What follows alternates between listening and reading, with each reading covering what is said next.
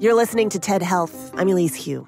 One of the scariest things for me as a parent was the time my 8-month-old got pneumonia because, it's so hard to see a baby coughing and struggling to breathe.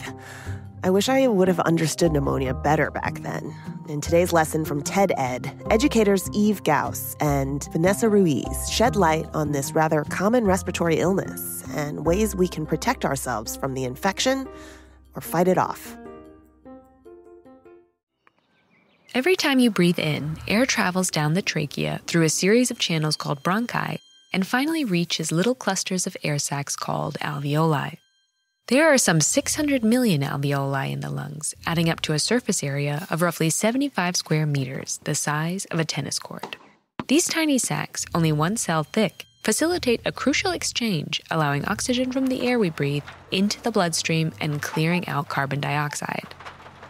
Pneumonia wreaks havoc on this exchange. Pneumonia is an infection of the alveoli that causes them to fill with fluid. There are many different kinds of pathogens that can cause pneumonia. The most common ones are viruses or bacteria.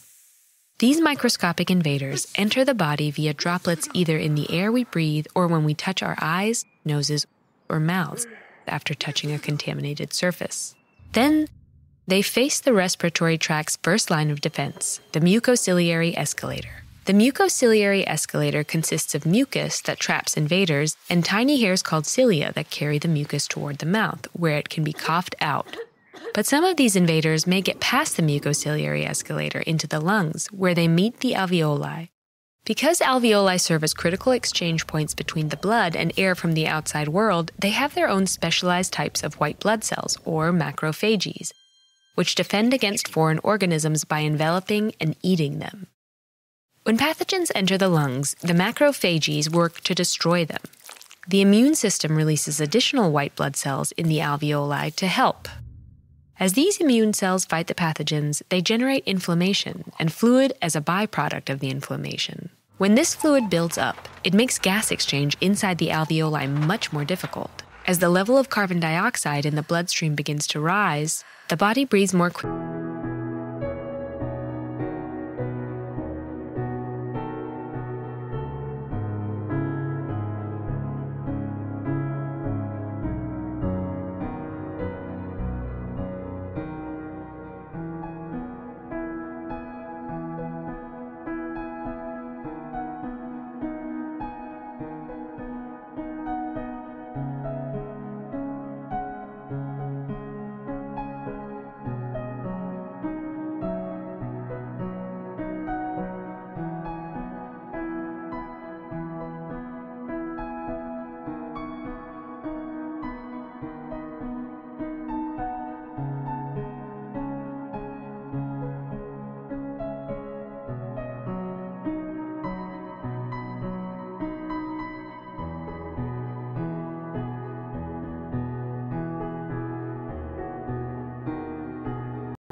To try to clear it out and get more oxygen in.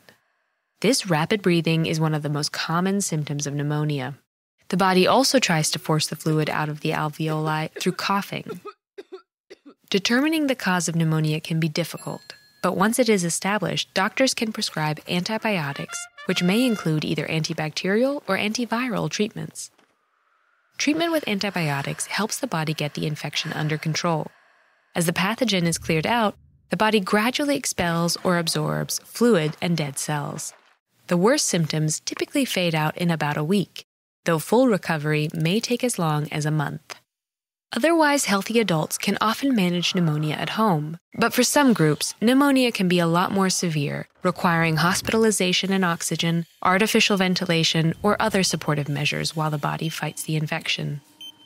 Smoking damages the cilia, making them less able to clear even the normal amount of mucus and secretions, let alone the increased volume associated with pneumonia. Genetic and autoimmune disorders can make someone more susceptible to pathogens that can cause pneumonia. Young children and the elderly also have impaired clearance and weaker immune systems. And if someone has viral pneumonia, their risk of bacterial respiratory infection is higher.